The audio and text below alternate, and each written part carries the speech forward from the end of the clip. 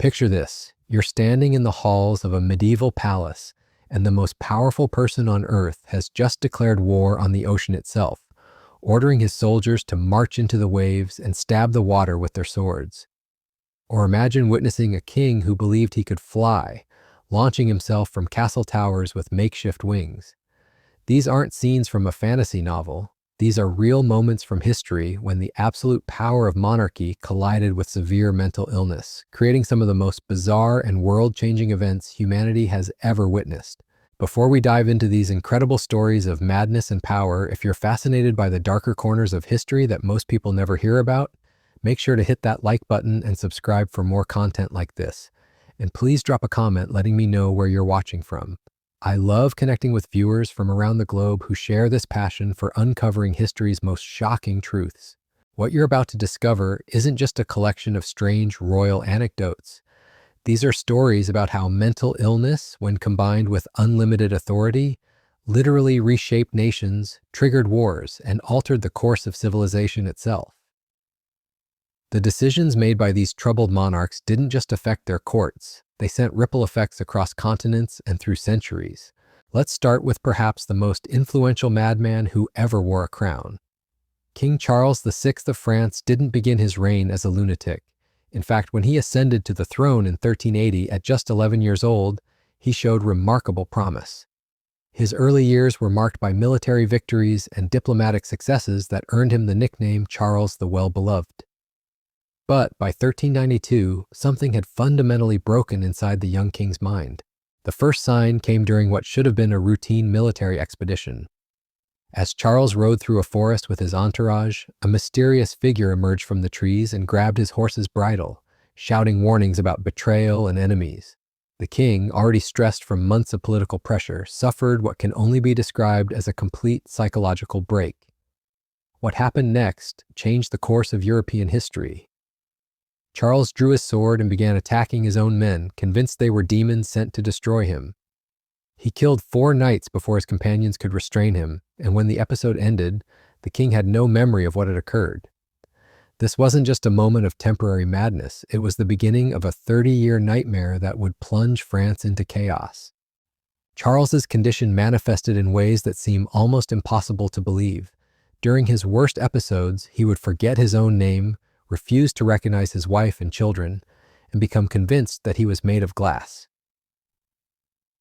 Yes, you heard that correctly. The King of France believed his body was so fragile that the slightest touch would shatter him into pieces. Imagine trying to run a kingdom when your monarch spends months at a time hiding in his chambers, terrified that sitting down too quickly might break his glass spine. Court officials had to install special padding in his furniture and assign servants to follow him around with cushions, ready to catch him if he stumbled. But the real catastrophe wasn't the king's delusions, it was the power vacuum his madness created. With Charles unable to govern consistently, various noble factions began fighting for control of France. The Duke of Burgundy and the Duke of Orleans engaged in a bitter civil war that lasted decades, weakening the country just as England was preparing to invade. This internal chaos directly enabled one of the most famous military campaigns in history.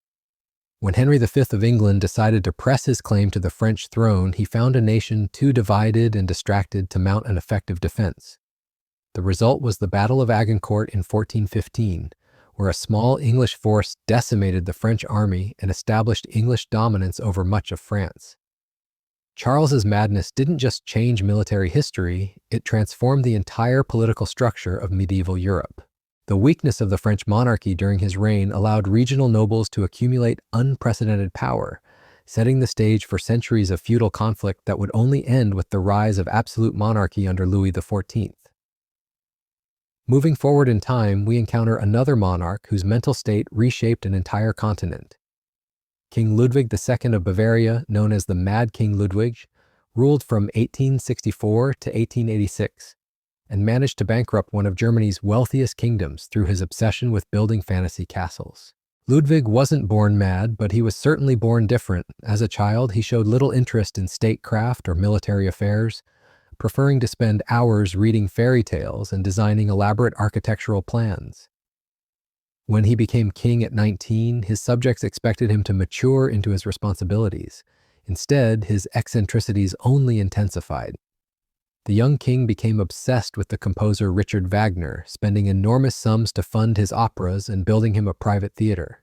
But Ludwig's real passion was architecture, specifically creating castles that looked like they belonged in storybooks rather than the real world. His most famous creation, Neuschwanstein Castle, consumed vast amounts of Bavaria's treasury. Ludwig insisted on the most expensive materials, the most elaborate decorations, and the most advanced technology available. The castle featured central heating, running water, and even primitive telephone systems, luxuries that most palaces of the era lacked. But Neuschwanstein was just the beginning. Ludwig commissioned two more massive castle projects, Linderhof and Herrenchiemsee, each more extravagant than the last. He would spend months alone in these palaces, hosting elaborate dinner parties for imaginary guests and conducting conversations with portraits of long-dead kings.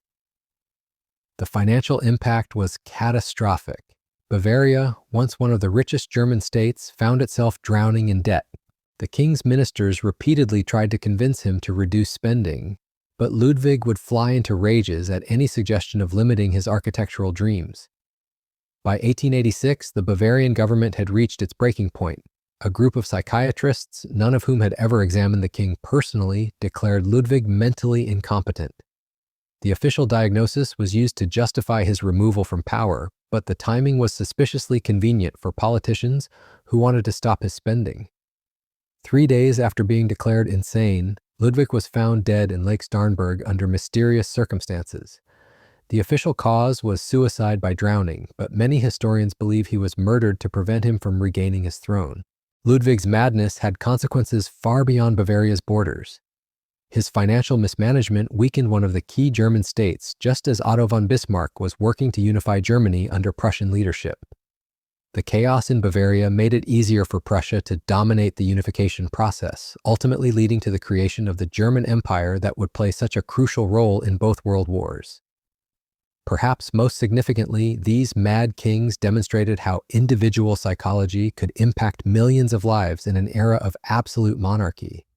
Their stories reveal the fundamental weakness of systems that concentrated unlimited power in single individuals, regardless of their mental fitness to wield that authority.